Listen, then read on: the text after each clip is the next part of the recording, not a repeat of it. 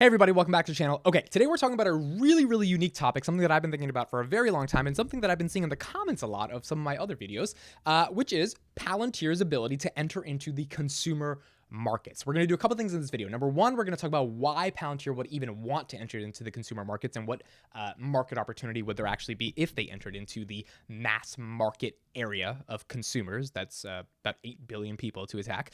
And then we're going to ultimately talk about what are some of the key sectors they would be able to focus on if they were able to attack the consumer market and actually penetrate. So first of all, what is Palantir? Palantir is a data software analytics company. They are trying to become the world's largest and most important software company in the world by providing analytical tools for companies to be able to analyze the data that they have. You have to understand that data is kind of the new oil, which is why companies are using Palantir software. Their flagship software is called Foundry in order to analyze their data, understand how their data can become more efficient and effective, and ultimately save money by optimizing business decisions based upon the analysis of the data through the Palantir software. We use Google to search. Companies are using Palantir to optimize the information that they have, while consumers are using Google to search the information that exists in the world. So Palantir is one of those once-in-a-lifetime generation companies. It's either going to massively work or it's ultimately not going to work. And at the end of the day, I have a belief that they are going to work because I have a $29,000 position in the company. Now, understanding Palantir means understanding that they are a B2B company. A B2B company is a company that targets other businesses in order to generate revenue because their service is built for other businesses. Another example of a B2B company is something like Salesforce. Salesforce offers a customer relationship management tool, which is integrated into pretty much every Salesforce, which is the part of every company that does sales, in order to track, manage, and prospect different leads, so that those leads can ultimately turn into revenue and customers and grow the company. So Salesforce is integrated throughout the fabric of most companies, organizations, even nonprofits that exist because of the particular type of software and the nature of how a CRM is used by every single company in the world. Palantir is trying to do that, but for data analytics and data optimization, because they believe that every single company in the world is going to need advanced AI and ML, which is artificial intelligence and machine learning, to understand their data better, to make sense of their data a lot more, which is why they believe that they're building a company that the world doesn't know they will need yet, which is pretty exciting because if you're early in that, right, you kind of think like, okay, maybe I'm early in something that the world doesn't recognize, which is kind of what happened with Tesla, right? A lot of those shareholders who got in early really benefited off of it, because the world was going to electric vehicles and only some people knew about it. And so that's sort of the nature of what Palantir is as a company. They're trying to be one of the strongest data analytics companies in the world for the business community. Now, this obviously brings up the question. It's like, okay, if you're able to provide this type of software for businesses and businesses are seeing value in that software, is there a world in which consumers would also see value in that type of software? Google is a phenomenal example of this. Google is a company that is basically a B2C company, right? You go to google.com, you go to YouTube. These are things that are owned by Google, and you use their services, which are their abilities to algorithmically recommend content based upon search terms in a meaningful way. However, they work with a lot of businesses. Google Cloud Computing. How does the world host their data? You use Microsoft, Amazon, or Google. Amazon's the leader in this, but Google is one of the main players as well. You have Google Drive, which is used by tons of businesses, right? To manage your Google Docs, your Google Sheets, Google Classroom, used by educations and schools to be able to make sure that students can hand in homework and assignments on time. So there's so many different use cases of Google, the company, that you can't just classify it as a consumer company anymore. You have to classify it as a $2 trillion company that's probably the most important company in the world outside of like Apple and Microsoft, right? That's why it's in that top category, because of how integral it is in everyone's lives. And when I mean everyone, I mean the entire world that is on the internet. Now, there are about 3 billion people on the planet that still haven't entered into the digital age, right? So there's, I think, about 8 billion people, about 4.6 of them have access to the internet. So you're talking about over the next decade, a lot more people are going to be going onto the internet. A lot more people are going to be sharing and creating content, and a lot more people are going to be searching for information that exists. That's where you can see the concept of Google and YouTube becoming bigger and bigger and bigger than ever. Because if more and more people are joining the internet and more people are ultimately consuming and creating content, there has to be a service that is able to organize that content in a meaningful way. Google's there. Google's the best at it. There are competitors, but Google's kind of winning in that regard. Palantir is trying to be what Google is for consumers, obviously for businesses.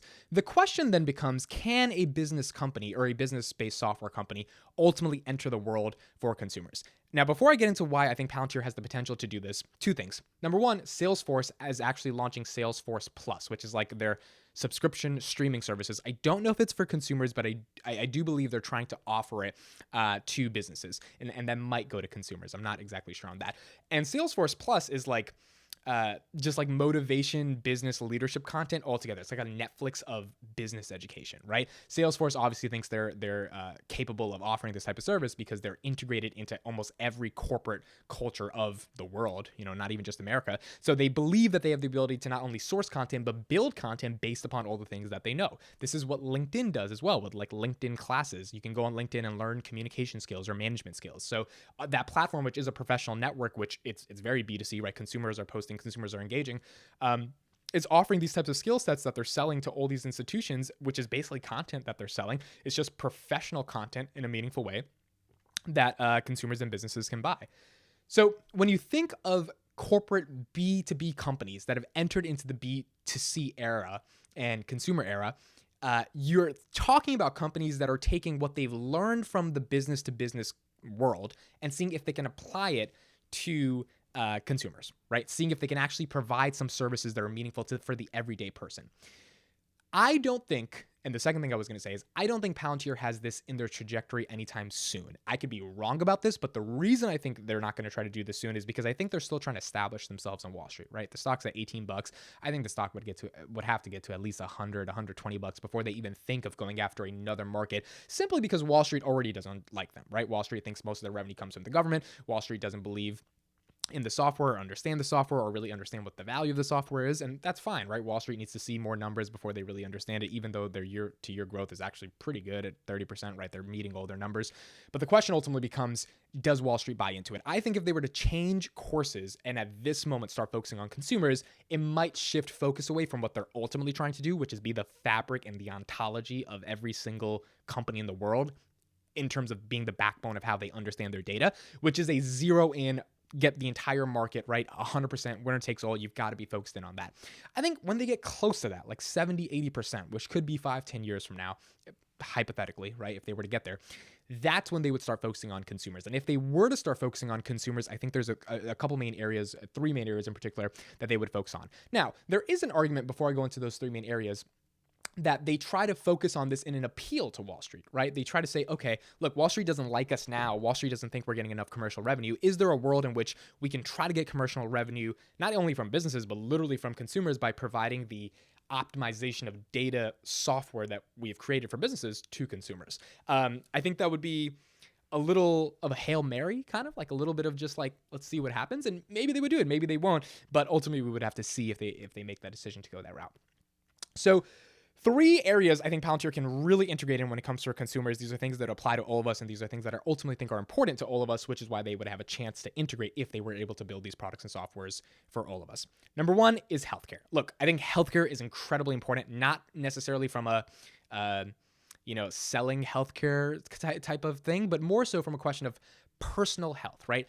We as a society are more and more trying to understand how to best optimize our own lives from a mental and a physical perspective. This is why startups like Calm are valued at a couple $1 billion and they sell a very simple subscription service. They sell content, right? This is why I was always intrigued by Calm, because all they do is sell content. They literally just sell you classes on how to, better breathe and better sleep at night and all this type of stuff. And I never got into it because I'm like, you just YouTube that, right? But same thing with like Duolingo, right? Duolingo is like, to me, a YouTube of learning a new language. And obviously when a startup is hyper focused on a particular niche, they're able to optimize for that niche and tailor to that niche, which means they're able to better sell to customers and market to customers.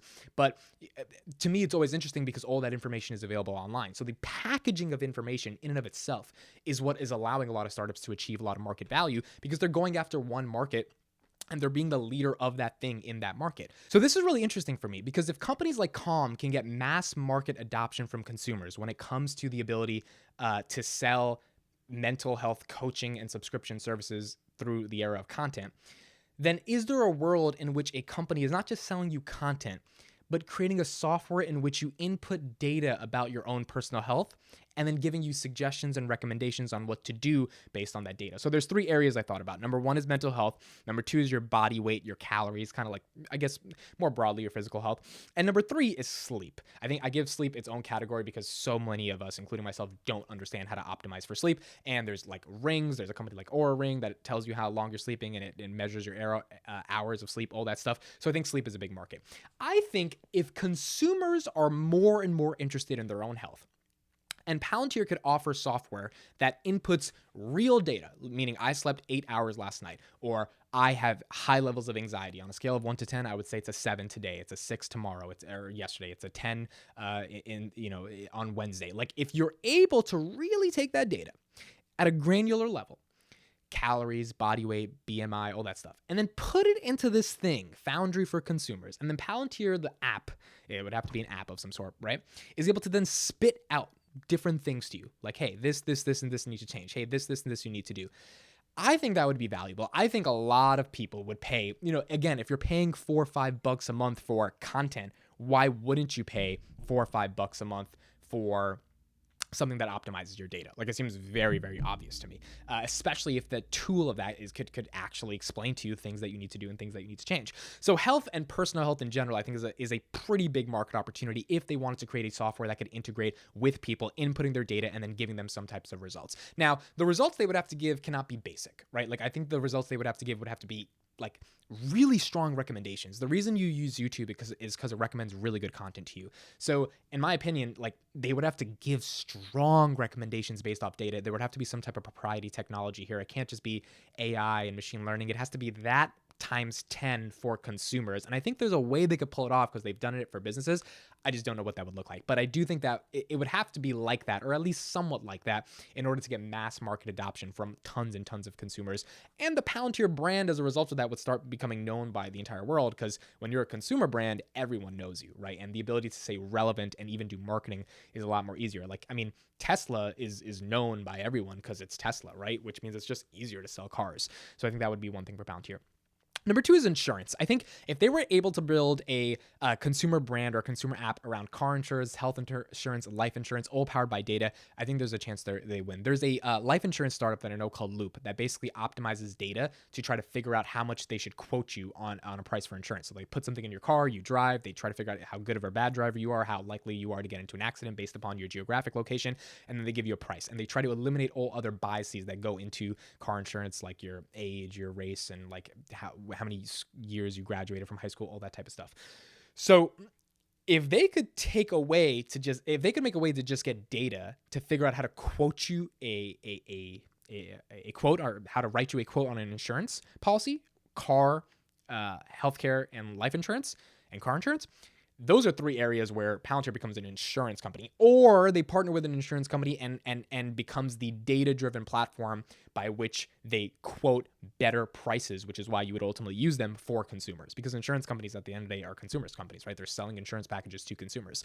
So I think that's a market they could go after. Now, they would be trying to go against a lot of incumbents that exist in the insurance space, but if they have better data and better tools to understand data for individual consumers, and they are able to find a way to get car insurance to not be based on other stuff other than how you drive a car, not life insurance to not be based on all the stuff that the legacy institutions care about other than your own personal details of your life, then maybe there's a way for them to enter the insurance space, which would be, pretty big if they could make a consumer subscription product where they're selling insurances or partnering with an insurance company to use data to sell insurance. Okay, so we talked about healthcare, or we talked about personal health, insurance. The last one, this is kind of one that I'm throwing out there. It's a wild one. I don't know if this could work, but I'm throwing it out there, seeing what happens, is productivity. If there is a world in which an app can tell you how to be more productive, and a lot of apps are trying to do this, a lot of startups are trying to tackle the challenge of, like, how do we get you to better take notes? How do we get you to better figure out, what to do in your day, manage your day? Notion.so, I think this is a $10 billion startup, and all it is Google Sheets or Google Docs on steroids. It lets you, like, totally optimize your own workflow in your own day. If they could figure out how to get you to better engage in deep work, which is like when you work for like an hour straight, no distractions, better engage in skill building, and better engage in career potential the success of your career to be potentially more valuable, right? For you to move up certain ladders, for you to learn different skills that allows your career to be more successful, then I think there's a world in which they could offer productivity, data-driven productivity services in which you input data, they take that data, they try to analyze you, they try to analyze your personality, they try to tell you what you are best suited for in the corporate world or in just in general in the world, and they try to give you some results. I don't know what that looks like. I don't know exactly if consumers would necessarily buy that. I do think consumers want answers, whether it's around our mental health, around our personal health, or around our goals in life. And if there is a service that can give those answers, a lot of consumers are willing to try that. And then if the quality of that product is meaningful enough and it produces some types of results, I think you get some mass market adoption.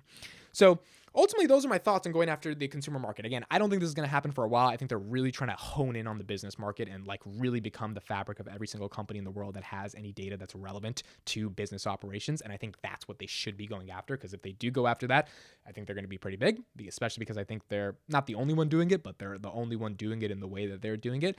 And then if they have a chance to go after consumers, then I think there's a chance there. But companies do this all the time. I mean, they pivot, they go to different ways. They like try to figure out how to just change the world. They release a press release one day that says they're going after the big dogs. So if there is a world in which it would happen, I do think it would happen in the way that I described. Obviously, it would be a little bit different, but this would be the general gist of how I think they would attack the consumer market. So those are my thoughts on Palantir entering the consumer market. Let me know your thoughts in the comments. I look forward to reading the comments because I do reply to all of them. Thank you guys for watching. My name is Amit. This is the Daily Business Show, and I'll see you in the next one.